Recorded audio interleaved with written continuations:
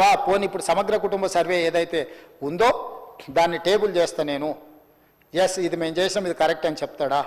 మాదిగా ఉపకులాలు తెలంగాణ రాష్ట్రంలో ఉన్నది 59. ఆ సుఖమైన ఆయన లెక్క చేస్తే 82 కులాలు తేలినాయి. ఏడికెళ్ళి తేవాలి అధ్యక్ష మిగతా కులాలు? ఎవరు తేవాలి? ఇంకా మా దామనే చెప్పాలి మరి ఆ కులాలు ఎక్కడి నుంచి వచ్చిన తెలంగాణ రాష్ట్రంలో.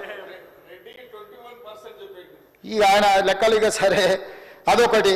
అదేవిధంగా తెలంగాణ సంస్కృతి అధ్యక్ష, ఎప్పుడైనా తెలంగాణ భాష పట్ల, తెలంగాణ సంస్కృతి పట్ల, తెలంగాణ సాంస్కృతికోత్క ఉద్యమం చేసిన వాళ్ళ గురించి ఎప్పుడైనా ఆలోచన చేసిండా అధ్యక్ష?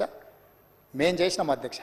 అందుకే తెలంగాణ ఉద్యమంలో సమిధలైన తెలంగాణ ఉద్యమాన్ని ఉవ్వెత్తున ప్రజలలోకి తీసుకెళ్లిన గొప్ప వ్యక్తులను గుర్తించి ఆ గొప్ప వ్యక్తులైన గద్దర్, గూడ అంజయ్య, బండి యాదగిరి, అందశ్రీ, సుద్దాల అశోక్ తేజ, గోరెట వెంకన్న, పాశం యాదగిరి, ఎక్క యాదగిరి, టి జయరాజులను తామరపత్రం ఇచ్చి ₹1,00,00,000 ఇచ్చి ఒక 300 గజాలు ఒక గుర్తింపు, మేమున్నాం మిమ్మల్ని గుర్తించినము, ప్రజల కోసం సర్వం త్యాగం చేసిన మిమ్మల్ని తెలంగాణ సమాజం మరవలేదు, ఈ సమాజం ఎప్పటికీ మిమ్మల్ని గుర్తుపెట్టుకుంటుంది అని చెప్పి ఈరోజు వాళ్ళని గుర్తించిన అధ్యక్ష.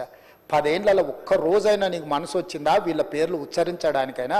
అదే గద్దరన్న ప్రగతి భవన్ ఎదురుగా వచ్చి కూర్చుంటే గంటల కొద్ది ఎర్రటి ఎండ కూసబెట్టినవు తప్ప లోపలికి అనుమతించినవా? ఇవాళ ఆ గద్దరన్నను తెలంగాణ సమాజ ఉద్ధారకుడి కింద మేము గుర్తించి గద్దర్ అవార్డ్స్ను ప్రకటించిన మా చరిత్రకు నీ చరిత్రకు పోలికేంది, పొంతనేందని నేను అడుగుతున్నా అధ్యక్ష. అదేవిధంగా ఉద్యమంలో అందశ్రీ పాడిన రాసిన గేయం జయ జయ హే తెలంగాణ, తెలంగాణ ఉద్యమాన్ని, తెలంగాణ రాష్ట్రాన్ని సాధించడం ఇంత క్రియాశీలక పాత్ర పోషించింది అధ్యక్ష. 10 సంవత్సరాలు రాష్ట్రీయ గీతంగా ఎందుకు ఆమోదించలేదు అధ్యక్ష వారు పెద్దలు? తెలంగాణ జాతి పట్ల, తెలంగాణ ప్రజల పట్ల, తెలంగాణ కవులు కళాకారుల పట్ల నీ గౌరవమే ఉండుంటే, నిజంగానే తెలంగాణ రక్తం నీలో ప్రవహించి ఉంటే, తెలంగాణ గుండె, తెలంగాణ ప్రజల ప్రతిస్పందన నీ గుండెలో ఉంటే జయ జయ హే తెలంగాణను ఎందుకు రాష్ట్ర గీతంగా నువ్వు తీసుకురాలేదని నేను అడుగుతున్నా అధ్యక్ష. మొదటి సంవత్సరంలోనే జయ జయ హే తెలంగాణను రాష్ట్ర గీతంగా తీసుకొచ్చి అందశ్రీని గౌరవించుకున్న చరిత్ర మాది, మాకు నీకు పోలికేందని నేను అడుగుతున్నా అధ్యక్ష. అదే కాదు అధ్యక్ష, తెలంగాణ తల్లి ఆనాడు తెలుగు తల్లి ఉన్నప్పుడు ఆనాడు మాట్లాడింది చంద్రశేఖరరావు గారు, ఎవరికి రాయి తల్లి తెలుగు తల్లి అన్నాడైనా మాకు అన్నం పెట్టిందా, మా ఆకలి చూసిందా, మా కడుపు చూసిందా అని. ఆ రోజు గొప్పగా అనిపించింది. చంద్రశేఖరరావు గారు తెలంగాణ కోసం సర్వం త్యాగం చేసినట్టే ఉన్నాడు, ఇక చూస్తుంటే మొత్తం బయలుదేరిండు అని. తెలుగు తల్లిని తెలంగాణ తల్లి రమా తల్లి, తెలుగు తల్లి కాదు అని మాట్లాడినప్పుడు చాలామంది తెలంగాణ ఉద్యమకారులు బాగానే ఉందనుకున్నారు.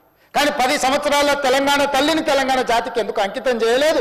ప్రజా పరిపాలన జరిగే సచివాలయంలోకి తెలంగాణ తల్లి ఎందుకు రాలేదు అని నేను అడుగుతున్నా అధ్యక్ష.